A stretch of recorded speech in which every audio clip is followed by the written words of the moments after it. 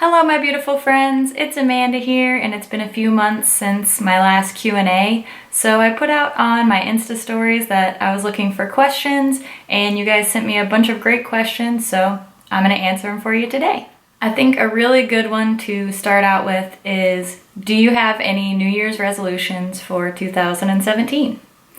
I am not big on resolutions. I like to kind of set out goals for myself or things that I want to focus on. And I know a lot of people say that January 1st is kind of arbitrary, and in the grand scheme of your life, it really kind of is, but it's a good way to mark time. So around the 1st of every year, I start to think about what I want to focus on and set up some goals for myself. So I'm going to share just a few of those with you. First of all, I really want to stay consistent on my social media, especially YouTube and Instagram.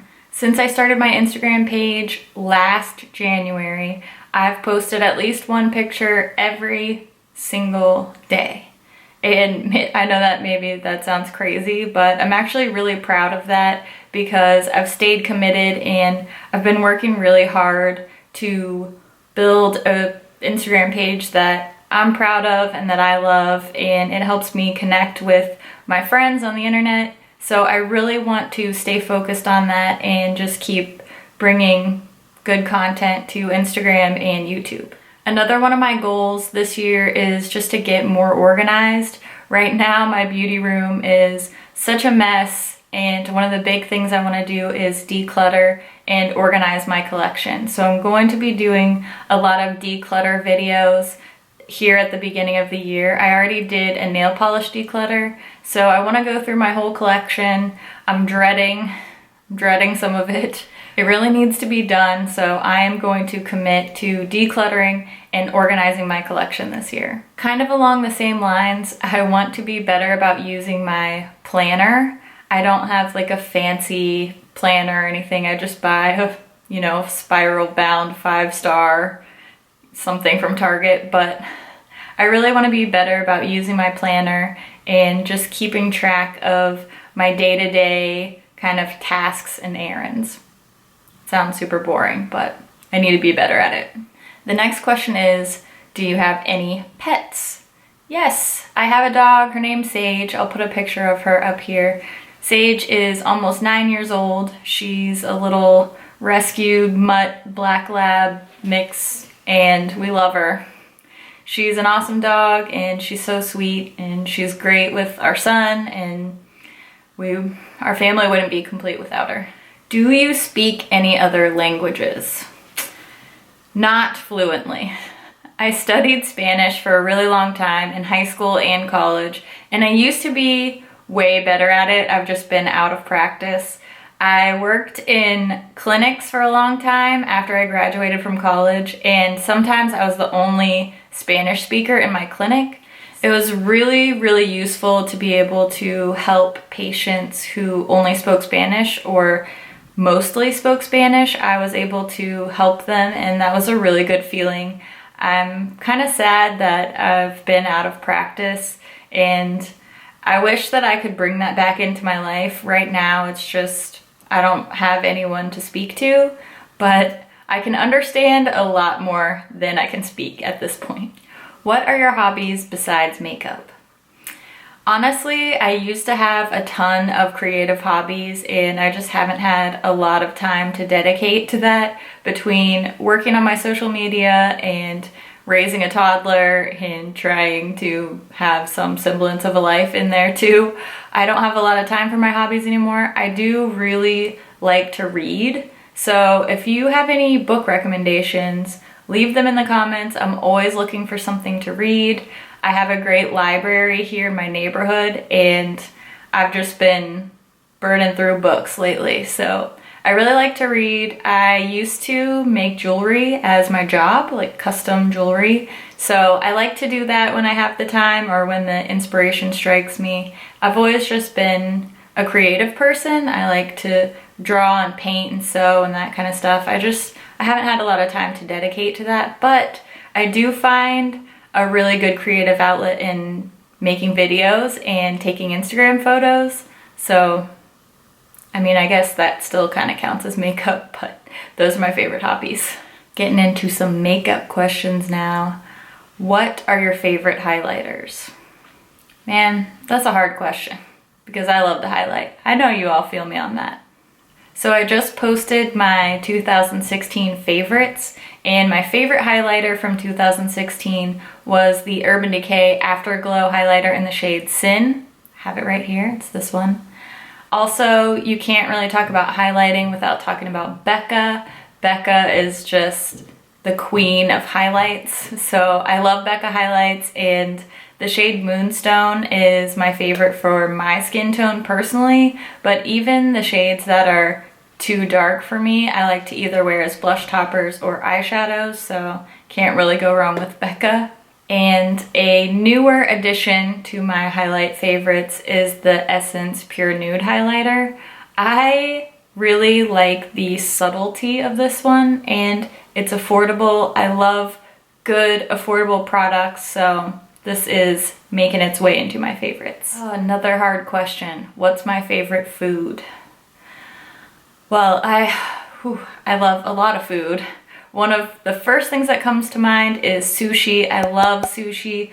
That's been one of the hardest things about leaving Hawaii. There was such good sushi there, and I just haven't found my favorite sushi here in the DC area yet. So if you live in DC, tell me what your favorite sushi place is. I'm looking for the great sushi here. Now I'm sad I miss Hawaii. It's warm there, and they have good sushi. I also really, really love Mexican food. I love chocolate. I love coffee. I could probably live off of those things. What's my favorite color? Well, it depends on what we're talking about. I wear a lot of neutrals, like neutral clothes. I wear a lot of gray, a lot of black, a lot of beige. I've been getting more into like cranberry and wine colors, but can I just say rainbow? Rainbow is my favorite color. How do you keep up with Instagram and having a child? Well, there's no easy answer to that. My son goes to preschool 3 days a week, and that's when I take a lot of my photos and I film a lot of my videos. So I get a lot of work done in the few hours that he's at preschool, and also nap times. I basically do all of my social media work while he's at preschool for 15 hours a week and his nap times.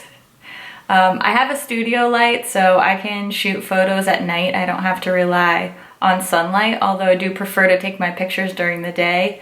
But I mean, it's a balancing act. It's tough. Thankfully, my family is really, really understanding, and my husband's super supportive, so he always tries to give me time when I need to put up a post or if I need to film a video. He's awesome, so I would never be able to do what I do without the support of my awesome husband, Tyler. What is one place that I want to travel to? That's tough because there's a lot of places that I'd really love to visit. I really want to go to Europe. I've never been to Europe. I would love to see Italy, France, England, Ireland. I think that sounds like it would be the most amazing trip. I have this kind of, okay, makeup lovers, maybe you'll understand this, but I have like a makeup fantasy of going shopping and buying Chanel makeup in Paris. I just think that sounds like the most fun, most glamorous trip ever. And it'll probably be years before that ever happens, but life goal, buy Chanel in Paris. Well, it was bound to happen, and we're getting into a few more kind of controversial questions. Someone asked, what do you think about companies that test on animals? I recognize that this is something that is really high priority for a lot of people in the beauty community, and if you've watched my channel or seen any of my Instagram posts, I am not strictly a cruelty-free makeup collector. I totally recognize that this is super important, of highest priority to a lot of people who love makeup and love beauty, and I think it's great to stand up for what you think is important. For me, it is not a deal breaker, but I think eventually animal testing is just going to be, completely wiped out. It's too big of an issue for so many people, and I do think it's something that we're going to see eradicated in our lifetime. So if it offends you that I do not use strictly cruelty-free makeup, then I am sorry, but this is my honest answer. While we're talking about controversial issues, let's just go ahead and get this next one out of the way. I'm dreading this one even more than the cruelty-free one. What do I think of the new Instagram algorithm? If you are not an active Instagrammer, then you may not know what this question is about, but basically last year Instagram changed their timeline. That's the way things show up on your feed. It used to just be strictly chronological, and now it is no longer chronological. So basically Instagram decides what posts are more important and they put them towards the top of your feed. And this obviously benefits bigger, more well-established accounts more than smaller accounts that are trying to grow, specifically companies, and I'm sure that's why this change happened in the first place, because it benefits companies and Instagram makes money from their advertising. So when the new algorithm timeline change thing was announced, I was kind of swept up into the same, frenzy of worry that a lot of other people were. And at the time, my account was much smaller. It's still not like massive. I mean, I don't have 1 million followers or anything, but at the time I had less than 10,000 followers, and I was really scared because I felt like my page was going to be damaged. And since then, I have grown. Obviously, there are good days and bad days on social media. If you're an Instagrammer, you know that some days you kill it and some days you bomb. That's just the way it is. I've definitely had to change the way that I do some things, and I think it's all about adapting. And things are always going to change. Instagram's going to change, YouTube's going to change. The world changes, and you just kind of have to find a way to adapt to it. I know that it's been hard for a lot of people. I mean, it took a toll on me at first too, and I just had to find a way to adapt, and it's okay. Things happen. So that's just kind of the way I feel about it. I know some people are still really upset about it, and I get that. I felt that way at first too, but I just don't have the energy to stress out and worry and freak out and complain. I would rather put that energy towards trying to kick ass. So that's what you should do too. Put your energy towards kicking ass. Okay, let's get back to some more lighthearted questions now. What's your favorite spot in your new home besides your beauty room? I will have to say my favorite spot in my house, no matter where I live, is always in my bedroom, in my bed, with a hot cup of tea, reading a book or watching some YouTube videos. That's my happy place, just being comfy and snuggled up in my bed. Ooh yay, another makeup question. Someone asked, what palette is most worth buying? Now I love palettes, and I thought about this for a really long time. I think the answer really depends on the person. So I'd say overall the palette that I've recommended the absolute most to everyone is the Too Faced Chocolate Bar. This beautiful baby right here, it's kind of the whole package. It's got beautiful packaging, it smells good, it looks beautiful. It's got a bunch of neutral shades, but it also has some pops of color that aren't too intimidating, It's pigmented, easy to blend, but it's not so pigmented that it's scary for, you know, new makeup users. I just think overall, you cannot go wrong with the chocolate bar palettes. And the original one is great. I also really love the semi-sweet and the bonbons, but if you're like, I'm gonna buy one palette, what should I buy? I'd say the original Too Faced chocolate bar. I have some more recommendations for you, of course. This was my favorite palette of 2016. I can't get enough of it. Anastasia Modern Renaissance palette. It's very colorful, it's mostly matte. These shades, especially the like brighter reds and pinks, might not be everybody's cup of tea, but I absolutely recommend this. Love it. This palette is totally worth buying. Another one that I have recommended over and over again is the original Lorac Pro palette. This one I do not recommend for like new makeup newbies because these shadows are super pigmented and they can be a little bit difficult to work with if you're not used to doing your eyeshadow or you're not used to doing your makeup. This one can be a little intimidating, but if you're a makeup lover, this is a must-have. This is an absolute staple. I love this palette. Look how like beat up. I mean, the mirror in it is completely shattered. Like, I don't know if you can see that, but I love this. I travel with it. Gotta have it. Highly recommend. This is another one that may not be the best for newer makeup users, but custom palettes are so worth investing in.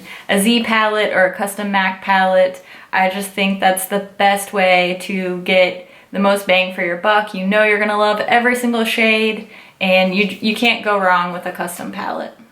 For the last question, I'm just gonna kind of combine two questions that I got. Someone asked, how long were you on Instagram before you transitioned to YouTube? And someone else asked about how did I transition from Instagram to YouTube? So I'll just kind of answer both of those wrapped up into one. I was on Instagram for about 4 months before I started my YouTube channel. And I had a friend here on YouTube, Shuana Beauty. She is absolutely amazing, and I followed her on Instagram and YouTube, and we became friends just talking through comments and messages, and she really encouraged me to start my YouTube channel. So I told her, this is funny, I told her if I got 2,000 followers on Instagram that I would start a YouTube channel. So it took me a little under 4 months to get to the 2,000 follower mark, and that's when I made my first YouTube video. I haven't watched it in a long time. It's probably terrible. I didn't have any lighting. I didn't know what I was doing with editing. I was just even more awkward in front of the camera than I am now. It took a lot of building up my courage before I took the plunge into making videos. I was nervous that my videos would suck and that people would be super mean to me, and that really hasn't been the case. People have been just as nice on YouTube as they have been on Instagram. Of course, there's always one weirdo here or there, but really, I love making videos, and I just love feeling more connected with you guys and sharing more with you and getting to know more about you. So if you're thinking about making a YouTube channel, if you're on the fence, go for it. It's really fun. People aren't really that much of bullies as you think they're gonna be, and the ones that are, it's kind of easy to brush them off. So do it, take the plunge, you can do it. And if you wanna ask me any questions about YouTube channels or Instagram or anything, just leave me a comment or message me, DM me, I'm happy to help. So I think that wraps up this Q&A. Thank you guys so much for watching, and I'll see you in my next video. Bye.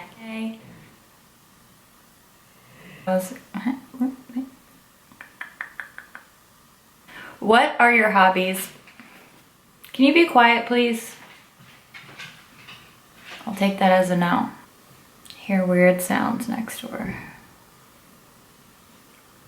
Nobody lives over there, so that's why it's extra weird. I really don't want to answer this next question. My heart's like beating so fast.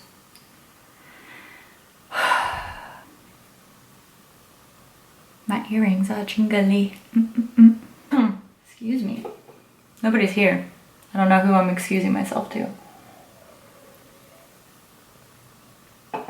I'm in a room alone, talking to a camera. Totally normal.